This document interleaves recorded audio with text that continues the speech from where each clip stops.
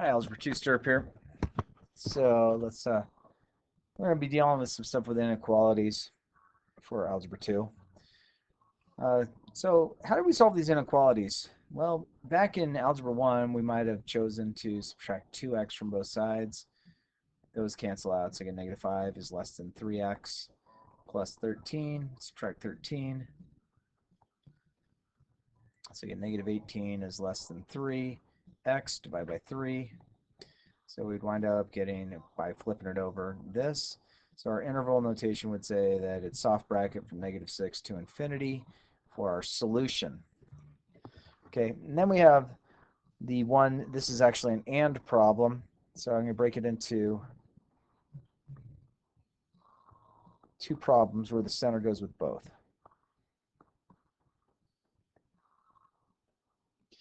Go ahead and solve it. So add 15 to both sides, so I get 30 over here. It's greater than negative 4x. Divide each side by negative 4. So this becomes 15 over 2. It's less than x. So I can flip that over. So 15 over 2 is 7.5, right? And I'm going to add 15 to both sides here. So if I add 15 to both sides, I get to 20. And then I get x is less than or equal to negative 5. Okay, so if you think about what on a number line what this looks like, if I have negative 5 down here and I have 15 over 2 down here, so this would look like an open dot going this way, and this one would be a solid dot going this way. Now remember, when these are put together, it's an and problem, so we're looking for an overlap. So this problem actually has no solution, because the solution that we would be looking to find would lie in between those. Okay, because it's an and problem, we have to remember that. If it was an or problem, which is broken up, then a few things. So be cautious about where things don't overlap each other. Okay, let's see. Go through these steps. We're going to set the inequality equal to 0, factor the quadratic inequality, mark the number line with the critical points, check for when it is plus or minus, answer in interval notation. Okay, so we can go ahead and do that. So we can't break this up yet, but what we can do is we can start to factor it. We know that this is going to factor to x minus 4 and x minus 2. Okay, if I were to factor that out, that's going to take place. So my critical values, find my critical values. One of my critical values is going to be at 2, because I would set that equal to 0. One of my critical values is going to be 4. Okay, so we're going to take a look at this. This is much different than what you're used to. This is very much pre-calculus. So we're going to kind of think about, we have something taking place on this, and we're talking about the slopes in these types of situations. So realize this. This has a negative slope. This has a positive slope. Negative slope, positive slope. Okay, so I'm going to use this x minus 4. X minus 4 actually resides as this one. I'm going to find this one. It's going to be the negative of it. So I'm going to have negative x plus 4. So I distributed negative. This line right here would be a negative slope. This would be a positive slope line. Those are not typically how, but this is how you read your sign line. And then for the other one, for the x minus 2, this was our x minus 2 portion, because that has a positive slope. Then I multiply everything by a negative, so I get negative x plus 2, and that would have a negative slope. So remember, this has a negative slope, this has a positive slope, negative slope, positive slope. Okay? So then what we want to do is we want to start testing our things. So we're going to start combining things together. So I'm going to take my two positive slopes. I'm going to take this one and this one. And I'm going to go negative x plus 2 minus x plus 4 less than or equal to 0, or less than 0. So that's going to give me negative 2x plus 6 is less than 0. Subtract 6 from both sides. So I wind up with, that's less than, x is less than negative 6. So x is greater than 3. So is x greater than 3? Well, that falls within this region here. So we'll talk about that in a little bit. So it also falls into this region over here. So we got to make sure where it works.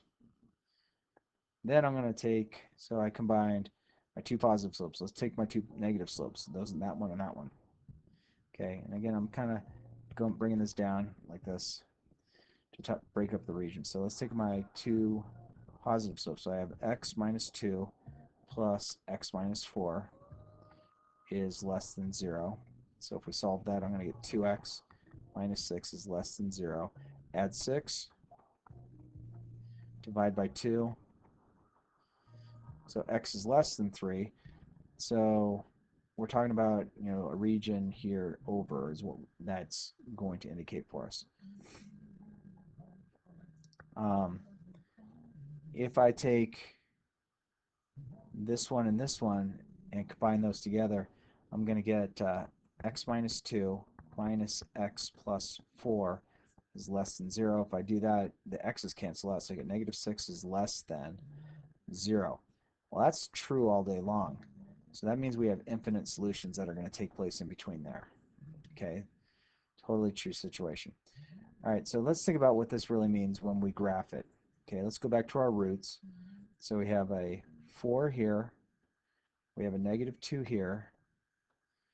Okay, and then our region that we're really talking about, this is going to make a V. Okay, so right in the center of those is 1. So I'm going to plug 1 in. So I get 1 squared is 1, minus 6 times 1 plus 8 is less than 0. So that's going to give me, what is that, negative 5. 3 is less than 0. Okay, is 3 less than 0? That's false. So that means that the region in between here has our no solution. But the other two sides are going to look like this and look like this. So my interval notation is going to go from negative infinity to negative 2, hard bracket, because we can have that 0 there. Actually, I take it back. It's not a hard bracket. It's a soft bracket because we don't have an equal sign. So that has to be a soft bracket. And then it's going to go from 4 to infinity. And that's the region we're talking about. We need to find the values for domain is less than 0. So both of those work. Okay. I know the graphs are both above the x-axis, and that's fine.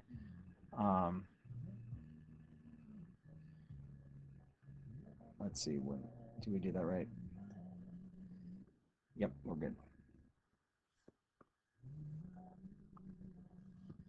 Okay, so let's go ahead and try this problem as we just did the last one. Okay, this will factor to x plus 6 and x plus 5. We're looking for greater than or equal to 0. So if I set each of those equal to 0, I get negative 6 and I get negative 5. Agreed? And yes, I have spaced them out, so it looks a little awkward. So we're kind of looking at what the lines are doing there. So this has a negative slope, this has a negative slope, this has a positive slope, this has a positive slope. So this one is going to be x plus 6. This side's going to be negative x minus 6. This is going to be negative x minus 5, where this is x plus 5. Okay, so let's start combining some things together. So these are existing in between these. Okay, so we can go ahead and graph that. So negative 6 and negative 5. Okay, they're right next to each other, right? So basically this is looking like this when we graph it. So I want to test the region in between. So what's a good number between negative 6 and negative 5? We could say, could we pick the negative 5.5 and plug it in? And that might be a little bit more work. I'd actually probably use a calculator. And I'm just verifying if it's true there. If it's not true there, it's going to be true on the outsides. Okay, so I'm going to go 5.5 squared, negative 5.5 squared, plus 11 times negative 5.5 plus 30. And that gives me an answer of negative 0.25 when I plug this in for my x's above. Is that greater than or equal to? Well, that's false. So that tells me that the region in between 6 and 5 is no man's land. So our graph actually exists to where it's going to give us true. It's going to exist over here. It's going to exist over here. So my interval notation for my answer is negative infinity to negative 6, but this is going to be a hard bracket because I had an equal sign. And then it's going to be a hard bracket at the 5 because, again, we had that equal sign to infinity. So that's our solution. And again, during class, you're totally welcome to ask questions about this. It's a little bit deeper to think about. All right, now we're not going to get away from the graph. Okay, so first thing I'm going to do is I'm going to divide everything by -2. If I do that, that sign flips over. And I'm going to bring the 12 over. And I'm going to factor that. So that's going to give me x plus 6 and x minus 2. It's less than 0. So that's going to give me -6, which is down here, +2, which is here, just setting those equal to 0. And again, we're kind of thinking about what this graph is going to kind of look like. It's going to do this, this, this, this. So remember, negative slope, positive slope, negative slope, positive slope. So take the linear components and set them in there. So this x plus 6 is going to come here, and negative x minus 6 will be there. I just multiply everything by -1. This one's going to be an x minus 2 here, and this part over here is going to be negative x plus 2 over here. Okay, and if we start testing our values, what we can do is we have a region that's not going to work. Okay, so let's pick something in here. So let's pick, 0 would be there. If I plug 0 into my original equation, I'm going to wind up getting 0 is greater than -24. So that's true. So that means everything in here is going to give me a true region. So my answer is going to be soft bracket -6 to 2 soft bracket. Excuse me. And I don't have an equal sign, so they're both going to be soft brackets. Okay, this next problem, we can go ahead and factor it as is. So I'm going to get 4 minus x and 4 plus x. Okay, it's kind of a order of operations backwards. So my critical values are going to be -4 and +4. So remember, it's kind of doing this.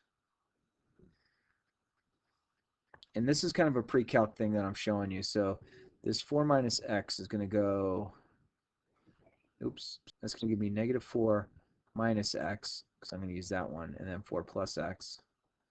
And then here I'm going to go 4 minus x here, and -4 plus x here. Okay, so this is something that you'll start seeing in pre-calc. But right now, what I'm going to do is I'm just going to test the region in between. So if I pick, 0 is a good one to pick. 16 minus x squared. So 16 is greater than 0. That's true. So this is my region that we're talking about here. Okay, we don't have an equal sign, so it's going to be soft bracket -4 to hard bracket, or soft bracket 4, because there's no equal sign. Okay, if we're going to do this one, let's go ahead, nothing to factor yet, so let's move the 10 over. And we're going to factor it using our 90-10 rule, so we have 3x and x. And then I know my factors, the two closest factors are 5 and 10, so I want to somehow make that a 1. So I have 5 and 10. So if I do a 5x there, or 5 there, and a 2 there, because 5 times 2 is 10, which one has to be negative? So think about this. That's going to give me 5x. That's going to give me 6x. I want it to be positive, so that's going to give me the 6x. That's going to give me that. My values, my critical values that we're looking at are -2 and 5/3. And so we have it correct on the number line. That should be -2, excuse me. So we're kind of looking at this kind of region that's taking place. Okay, so I want a negative slope here, positive slope here, a negative slope here, and a positive slope here. And this is all bound by our values. So this 2 is going to be x plus 2 right over here. Right over here is going to be -x plus 2. This is going to have a negative slope, so that's going to be -3x plus 5. And over here is going to be 3x minus 5. Okay, remember the slope goes along with the linear equation you're talking about. So on this one, we can go ahead and pick a test point. So 0 is going to fall somewhere in here. If we take that test point, plug it in, I'm going to get 3 times 0 squared plus 0. So 0 is greater than or equal to 10. That gives me a false region here. So my answers are existing on the outsides. So it's going to be negative infinity to -2. square bracket, because I have an equal sign, and then square bracket 5/3 to infinity. All right, this one, it looks like, I would say it's going to be a perfect square trinomial, so I'm going to get 2x minus 3 and 2x minus 3 if I factor it. So I only have one critical value. My critical value is going to exist at 3/2. So basically, this is what my absolute value line is looking like. I know it'd have a slope of negative over here and a positive over here. So that's going to give me 2x minus 3. This one's going to give me negative 2x minus or plus 3 because I distribute the negative. So let's figure out a point that would work. So if we pick 0 and 0 doesn't work, maybe we should pick something on the other side. So let's pick 0, see if it works. So I'm going to get 9 is less than or equal to 0. Well, that's false. So that verifies that over here doesn't work. So let's pick a value like, well, I don't know, 2. Okay, so that's going to give me 16 minus 24 plus 9 is less than or equal to 0. So that's going to give me negative 8 plus 9 is less than or equal to 0. So I wind up getting this.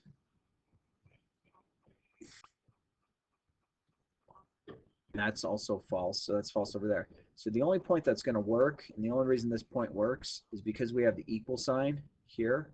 So my solution to this problem is this, and then we're completely done with the problem. There's no other points that would work for this problem. Okay, make sure you bring questions to class. We'll talk about them in class for sure. And have a great day, everybody. Take care of one another. Bye-bye.